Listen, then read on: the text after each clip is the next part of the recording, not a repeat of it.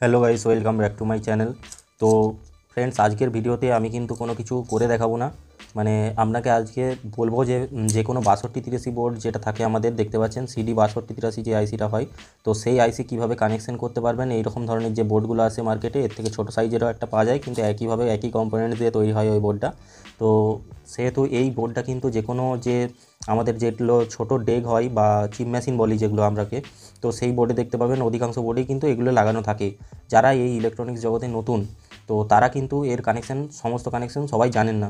তো তাদেরকে নিয়ে আজকে আমার এই ভিডিওটা, বা যারা ইলেকট্রনিক্সে নতুন এমনি নর্মাল কাজ শেখার আগ্রহ রয়েছে তারাও এই বোর্ডটার ভিডিও অবশ্যই জানতে হবে, কারণ এইটা কিন্তু অনেক পুরনো ধরনের আইসি এবং এর থেকে মোটামুটি আমরা কম এম্পিয়ারে ভালো আউটপুটও পেয়ে থাকি। 6-6-12 ওয়াট করে আউটপুট আমরা পেয়ে থাকি এই বোর্ডটার থেকে। এর বেশি পাওয়া যায় না। আপনারা যতই স্পিকার টান, বড় বড় স্পিকার অ্যাড করেন, তবুও সেই 6-6-12 ওয়াটই কিন্তু এর আউটপুট, ঠিক আছে। তো এই বোর্ডটার কানেকশন করতে গেলে আমাকে এর বোর্ডটার পেছন দিকটা দেখতে হবে যে কী কী পয়েন্ট আছে। তো বন্ধুরা, আমি পিছন দিকে ঘুরিয়ে নেওয়ার আগে আপনাদের প্রথম থেকে A to Z কানেকশন আজকে আমি বলতে চলেছি। আজকের এই ভিডিওতে প্রথম যারা এসছেন তারা কিন্তু অবশ্যই ভিডিওটি লাইক করবেন এবং সাবস্ক্রাইব করবেন, আর অন্যদের জন্য শেয়ার করবেন যদি তারা ইলেকট্রনিক্স জগতের ছেলে না হন। তো সেহেতু যারা এই বোর্ডটাকে ট্রান্সফরমারের মাধ্যমে কানেকশন করবেন, 12 যে ট্রান্সফরমার হয় সেখান থেকে যদি কানেকশন করেন, প্রথমে তাদের উদ্দেশ্যে বলে রাখি, তারা কিন্তু এই বোর্ডটিতে 1 অ্যাম্পিয়ার থেকে 1.5 অ্যাম্পিয়ার পর্যন্তই যথেষ্ট এই বোর্ডটি আউটপুট দেওয়ার জন্য। তো এখানে দেখতে পাচ্ছেন 4টি যে ডায়োড রয়েছে, সেই ডায়োড দিয়ে কিন্তু ব্রিজ রেকটিফায়ার করা আছে, এবং পরবর্তীতে একটি বড় ক্যাপাসিটার, যেটা 25 ভোল্ট এবং 1000 ইউএফ করে যেটা লেখা আছে মাইক্রোফ্যারাডের, তো সেই ক্যাপাসিটার মাধ্যমে ফিল্টার হয়ে এই বোর্ডে কিন্তু পাওয়ার সাপ্লাই গেছে। তো যারা 0-12 ট্রান্সফরমার থেকে কানেকশন করবেন তাদের জন্য সহজেই দেখুন, এই দিক থেকে দুটো যে নীল দাগ রয়েছে এবং পিছন দিকেও দেখুন, এই 4টে ব্রিজ রেকটিফায়ারের মধ্যে এইখান থেকে যে এই পয়েন্টটা এবং এই পয়েন্টটা যে কোনো দুটো তার লাগিয়ে দেবেন ট্রান্সফরমারে, তাহলে কিন্তু এটা রান করবে। এবং যদি আপনারা ব্যাটারি থেকে চালাতে চান, 12 ভোল্টের যে কোনো ব্যাটারি থেকে, তাহলে এই যে নেগেটিভের যে সাইনটা রয়েছে সেটাতে, মানে এই সাইডটাতে নেগেটিভ দেবেন এবং এই দিকটাতে পজিটিভ দেবেন, তাহলে কিন্তু ব্যাটারি থেকে চলবে। তো বন্ধুরা, আপনারা কিন্তু ব্যাটারি থেকে এই ডায়োডের মাধ্যমে চালাতে পারেন, কিন্তু আউটপুটটা সেরকম ভালো হবে না।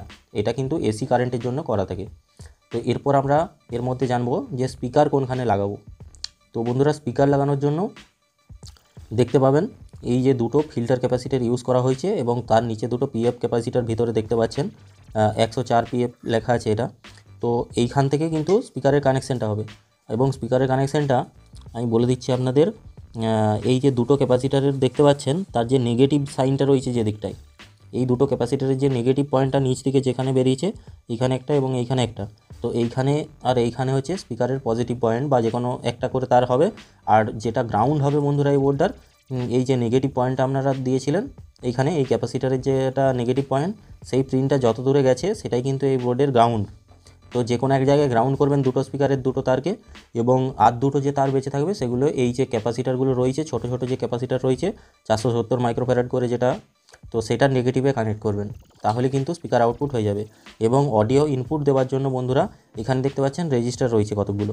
তো রেজিস্টারের দেখে বুঝবেন, এই যে মাঝের দুটো পিএফ রয়েছে, তার পাশেই যে এদিকে দুটো রেজিস্টার এবং এদিকে যে দুটো রেজিস্টার রয়েছে, সেই দুটোর মধ্যে দেখুন এই যে নীল নীল করে এই সামনের দিকের যে দুটো রেজিস্টার, সামনের দিকের যে দুটো রেজিস্টার আছে, মানে আপনাদের বন্ধুরা এই যে এইখানে এই পয়েন্টটা দেখতে পাচ্ছেন, এই পয়েন্টটা এবং আরেকটা এই পয়েন্টটা, এই দুটো যে সামনের মাঝের দুটো যে রেজিস্টার রয়েছে সেগুলোর এই দুটো পয়েন্টে লেফট এবং রাইট ইনপুট করবেন।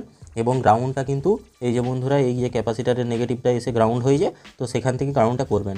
আর বন্ধুরা, আপনারা যদি কোনো ব্লুটুথ কার্ড চালাতে চান এর থেকে, তাহলে এই ক্যাপাসিটার থেকে পজিটিভ নেগেটিভ করে একটা 7805 আইসি ইউজ করবেন, এবং ওখান থেকে 5 ভোল্ট আউটপুট আপনারা সহজেই পেয়ে যাবেন।